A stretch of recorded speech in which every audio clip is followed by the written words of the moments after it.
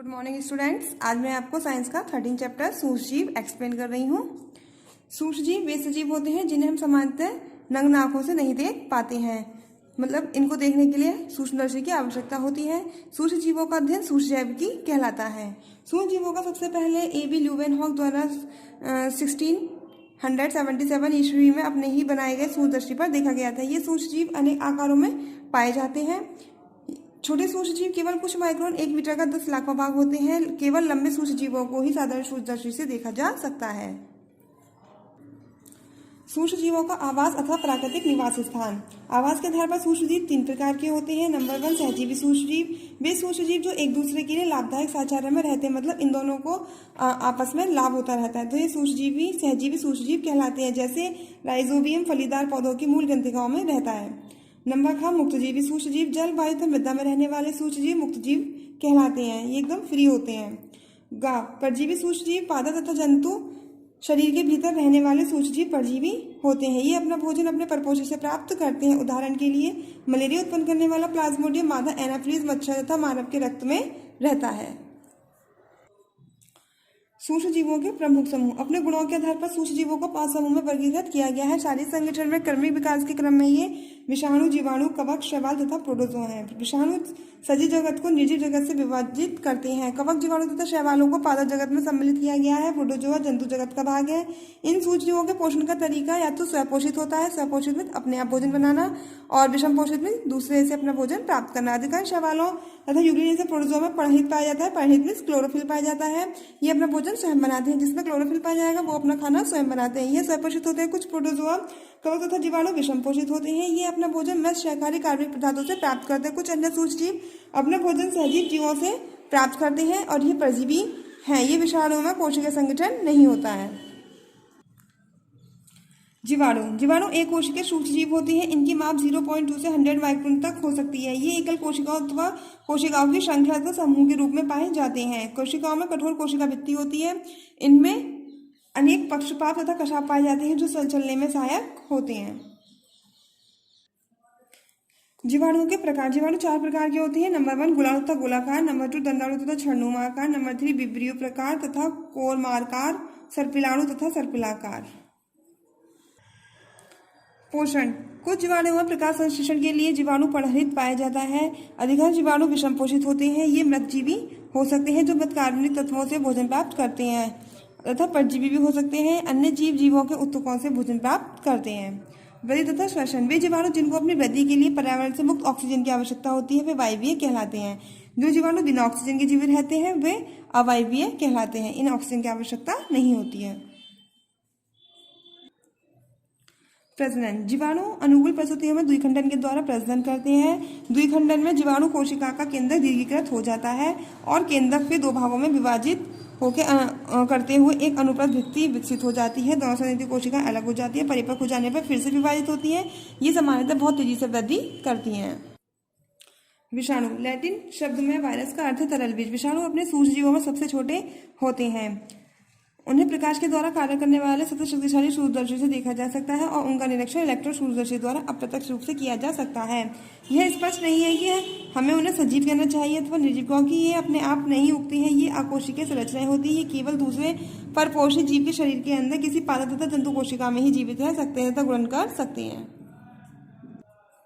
विषाणुओं में विभिन्न प्रकार की संरचना पाई जाती है। छद्मनुमा, बहुभुजी, गोलाकार तथा घनाकृति के हो सकते हैं। इनके नाम इनके परपोषी तथा इनके द्वारा होने वाले रोग के नाम पर रखे जाते हैं। जैसे TMB, टोबैको मोजोइक वायरस पशुओं में पैर और मुंह में रोग उत्पन्न करता है। विषाणु सजीव जीवों तथा निर्जीव वस्तुओं के बीच की कड़ी है। विषाणु में कोशिका द्रव्य केंद्र तथा कोशिका झिल्ली नहीं होती है, लेकिन इसमें अनुवांशिक तत्व होता है। अनुवांशिक तत्व न्यूक्लिक अम्ल। इसमें न्यूक्लिक अम्ल RNA अथवा DNA, RNA में इसकी फुल फॉर्म राइबोन्यूक्लिक अम्ल और DNA की डीऑक्सीराइबोन्यूक्लिक अम्ल का क्रोड होता है जो प्रोटीन के आवरण से घिरा रहता है। देखिए विषाणु में सजीवों के गुण क्या है। विषाणुओं में अनुवांशिक पदार्थ होता है। ये केवल दूसरी सजीव कोशिका के भीतर ही बढ़ते और गुणन करते हैं। और निर्जीव वस्तुओं के गुण। विषाणु में कोशिका द्रव्य केंद्रक और कोशिका झिल्ली नहीं होती है। सजीव तंत्र के बाहर विषाणु न तो सांस ले सकता न ही गुणन कर सकता है। विषाणुओं को निर्जीव वस्तुओं की भांति क्रिस्टल के रूप में रखा जा सकता है। शैवाल। ठहरे हुए जल की सतह अथवा किनारों पर आपको एक हरी सी परत देखते हैं। ये क्या है, ये शैवाल कहलाते हैं, जिसे हम काई कहते हैं। अधिकांश शैवाल बहुकोशिकीय तथा पर्याप्त रूप से बड़े होते हैं। बहुत से शैवाल सूक्ष्मदर्शी भी होते हैं, लेकिन इन्हें सूक्ष्मदर्शी जगत में रखा गया है। शैवालों की माप सूक्ष्मदर्शी कोशिका, एक कोशिकीय प्रकार 1 माइक्रोन से लेकर कई मीटर लंबे विशाल समुद्री शैवालों तक हो सकता है। एक कोशिकीय शैवाल गोलाकार, छड़नुमा, मुगद्दा तथा त्रिकोणाकार हो सकते हैं, जबकि बहुकोशिकीय शैवालों की संरचना अधिक जटिल होती है। शैवालों में पोषण। शैवाल पादप ऐसे जीव होते हैं जिनमें परहरित पाया जाता है। ये प्रकाश संश्लेषण के द्वारा अपना भोजन स्वयं बना लेते हैं। इनमें नम सतह पर उगने की प्रवृत्ति होती है। शैवालों में प्रजनन। शैवालों में प्रजनन अधिकतर खंडन के द्वारा होता है। शैवाल अलैंगिक रूप से बीजाणु निर्माण के द्वारा भी प्रजनन करते हैं। लैंगिक प्रजनन के समय युग्मकों का निर्माण होता है। डायटम। सुनहरे शैवाल। डायटमी मृत्तिका एक दरदरा पाउडर जैसा पदार्थ होता है, जिस कारण उसको अक्सर दंत मंजनों में दांतों को चमकाने के लिए मिलाया जाता है। क्योंकि डायटमी मृत्तिका प्रकाश को परिवर्तित करती है, इसका उपयोग हाईवे पर विभिन्न ट्रैफिक लाइनों को पृथक दर्शाने वाले पेंटों में भी किया जाता है। नीलहरित शैवाल। नीलहरित शैवाल जैसे माइक्रोन में सबसे सरल माने जाते हैं। वास्तव में अन्य सभी शैवालों के विपरीत नीलहरित शैवालों को पादप नहीं माना जाता। ये जीवाणुओं के साथ मोनल जगत में रखा गया है। सभी नीलहरित शैवालों को जीवित रहने के लिए सूर्य की रोशनी, वायुमंडल से नाइट्रोजन, कार्बन डाइऑक्साइड गैस तथा जल आपूर्ति के साथ कुछ खनिजों की आवश्यकता होती है। संभव है ये थल पर उगने वाले पहले जीव रहे। कवक। सड़ी हुई डबल रोटी आच्छादित जैम पर दूसरा सफेद धब्बे, सड़ते हुए संतरे पर नीलहरित धब्बे तथा सीले हुए कपड़ों, पुराने जूते तथा नम पेड़ के तनों पर हरे धब्बे विभिन्न प्रकार के कवक के कारण बनते हैं। बरसात के मौसम में उगने वाले खूबसूरत मशरूम भी कवक होते हैं। कवक के प्रकार। अधिकांश कवक नलिकाकार धागे तंतु जैसी संरचना के बने होते हैं। कवक एक कोशिकीय, बहुकोशिकीय दोनों प्रकार के होते हैं। कवकों में मुख्य 2 प्रकार के जीव होते हैं, ईस्ट तथा फफूंद। ईस्ट सामान्यतः एक कोशिकीय होते हैं, जबकि फफूंद बहुकोशिकीय होती है, जो तंतु जैसे दिखाई देते हैं। फील्ड मशरूम भी एक प्रकार के फफूंद होते हैं। ईस्ट वायवीय तथा अवायवीय दोनों प्रकार की स्थितियों में जीवित रह सकते हैं। ईस्ट का माप 5 से 10 माइक्रोन तथा फफूंद का 2 से 10 माइक्रोन होता है। कुछ फफूंद जैसे मशरूम कई सेंटीमीटर लंबे हो सकते हैं। कवकों में श्वसन। फफूंद वायवीय है, जबकि ईस्ट वायवीय तथा अवायवीय दोनों प्रकार के हो सकते हैं। वायवीय श्वसन के दौरान ईस्ट अल्कोहल तथा ऑक्सीजन बनाते हैं। इसका उपयोग शीरे से किण्वन से शराब बनाने के लिए और मेहंदी का किण्वन करके डबल रोटी बनाने के लिए किया जाता है। कवकों में पोषण। पादप कोशिकाओं की तरह भी कवकों में ही कोशिका वृद्धि होती है, लेकिन ये प्रकाश संश्लेषण नहीं करते। ये विषम पोषित होते हैं। कुछ कवक परजीवी होते हैं, अपना भोजन सजीव जीवों से जीवित जीवों से प्राप्त करते हैं। कुछ कवक मृत जीवी होते हैं, ये अपना भोजन मृत कार्बनिक पदार्थों से प्राप्त करते हैं। कवकों में प्रजनन। प्रतिकूल परिस्थितियों में कवक लैंगिक प्रजनन करते हैं। अनुकूल परिस्थितियों में कवक अलैंगिक रूप से द्विखंडन, मुकुलन खंडों से पुनर्जनन तथा बीजाणु निर्माण के द्वारा प्रजनन करते हैं। डबल रोटी कैसे बनाई जाती है? थोड़े से इसमें कुछ शक्कर तथा गर्म पानी मिलाकर उसे मैदे में मिलाया जाता है। मैदे थोड़ी देर में फूलने लगता है। शक्कर तथा गर्मी के कारण ईस्ट कोशिकाओं में वृद्धि तेजी से होने लगती है और अपने प्रजनन तथा श्वसन के समय ईस्ट कोशिकाएं कार्बन डाइऑक्साइड उत्पन्न करती हैं। कार्बन डाइऑक्साइड के बुलबुले मैदों को फुला देते हैं। बेक करने पर स्पंजी डबल रोटी बन जाती है। अतः ईस्ट की क्रिया से डबल रोटी मुलायम तथा स्पंजी बनती है।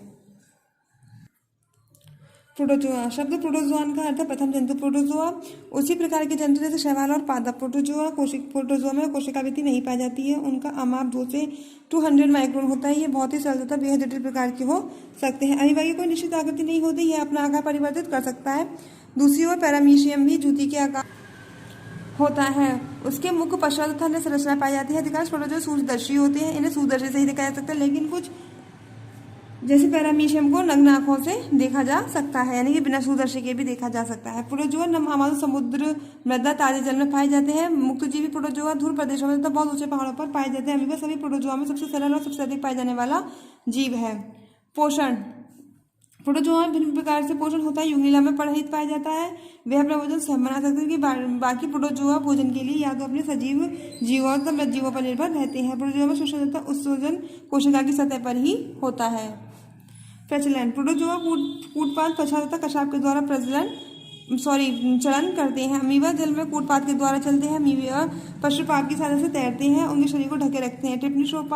ट्रिप्नोसोमा कशाप की सहायता से ही चलता है। अमीबा। तो अमीबा में क्या होता है, जो ये केंद्रक होता है, केंद्रक 2 भागों में बंट जाता है। ठीक है, 2 भागों में बंटने के बाद अर्थात द्विखंडन हो जाता है। ठीक है, प्रतिकूल परिस्थितियों में एक सिस्टर सी बन जाती है। ठीक है, और सिस्टर सी बन जाने के बाद क्या होता है वो ये देखिए यहाँ पर ये देख दिया हुआ है। ठीक है, इसमें क्या हुआ, न्यूक्लियस दो भागों में विभाजित हो गया। ठीक है, अब ये देखिए अलग अलग, अब जब ये पूरा मेच्योर हो जाएगा तो ये दोनों संरंध्री कोशिकाएं अलग अलग हो जाएंगी और इससे क्या होगा, एक अमीबा से दो अमीबा बन जाएंगे। सूक्ष्मजीव तथा रोग उत्पन्न करने वाले सूक्ष्मजीवों को रोगजनक सूक्ष्मजीव कहते हैं। ऐसे रोग जो संक्रमित व्यक्ति के स्वस्थ शरीर में वायु, जल, भोजन अथवा शारीरिक संपर्क द्वारा फैलते संक्रामक रोग कहलाते हैं, जैसे सर्दी, हैजा, छोटी माता आदि संक्रामक रोग है। ये एक बीमार व्यक्ति से स्वस्थ व्यक्ति को हो जाता है। जैसे कि हम खांसते हैं तो जैसे हम हाथ नहीं रखते हैं तो क्या होता है, वो हमारे बैक्टीरिया होते हैं सब में फैल जाते हैं और वो सबको सर्दी खांसी कर देते हैं। रोग संचरण के विधियां, नंबर 1 वायु के द्वारा, भोजन तथा जल द्वारा, वाहकों द्वारा और संपर्क द्वारा।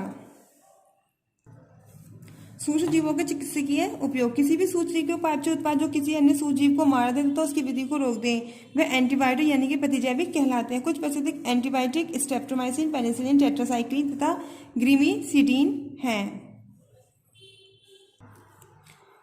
इनका उपयोग व्यापक रूप से अनेक सूक्ष्मजीवी रोगों के उपचार में किया जाता है। पेनिसिलिन एक कवक पेनिसिलियम नोटेटम से बनाई जाती है। पेनिसिलिन की खोज 1929 में ईस्वी में डॉक्टर अलेक्जेंडर फ्लेमिंग ने की थी। सूक्ष्मजीवों के व्यावसायिक उपयोग, नंबर 1 डेयरी तथा डेयरी उत्पाद में, सिगरेट तथा एसिटिक अम्ल में, नंबर 3 आनुवांशिक इंजीनियरिंग में, एल्कोहल तथा शराब बनाने में, एंटीबायोटिक्स, प्रतिजीवों तथा टीकों का उत्पादन में। भंडारण तथा संरक्षण, सूक्ष्मजीव गर्म तथा आर्द्र मौसम में भोजन, कागज, कपड़ों, लकड़े आदि चमड़े पर आसानी से उग जाते हैं तथा खाद्य पदार्थ के संरक्षण का पुराना तरीका धूप में सुखाना है। जीवों को सूक्ष्म जीवों के हमले से बचाने के लिए कुछ अन्य तरीके निम्नलिखित हैं। नंबर 1 ताप तथा शीत उपचार, इसके अंतर्गत पानी के बिना पकाना, पार्श्वीकरण, निम्न ताप, डिब्बा बंद तथा बोतल बंद रखना और उबालना। रासायनिक विधियां, कीटनाशकों तथा कवकनाशियों से उपचारित करना, परिरक्षकों का उपयोग करना।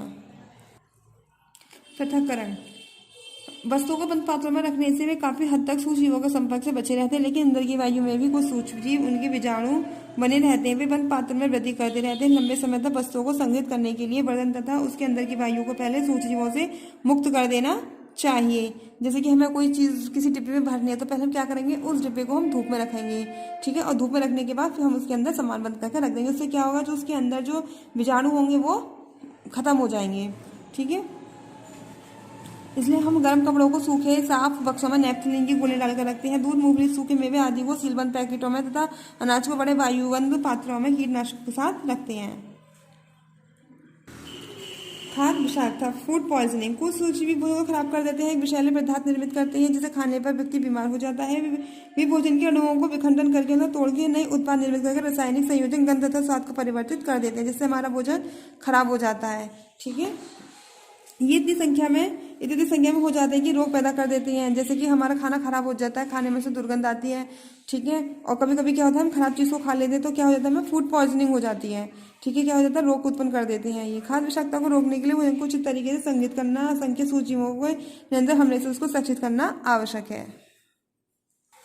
आप इस चैप्टर को स्वयं रीड करेंगे। ठीक है, आपको रीड करने से चैप्टर अच्छे समझ में आएगा। Thank you.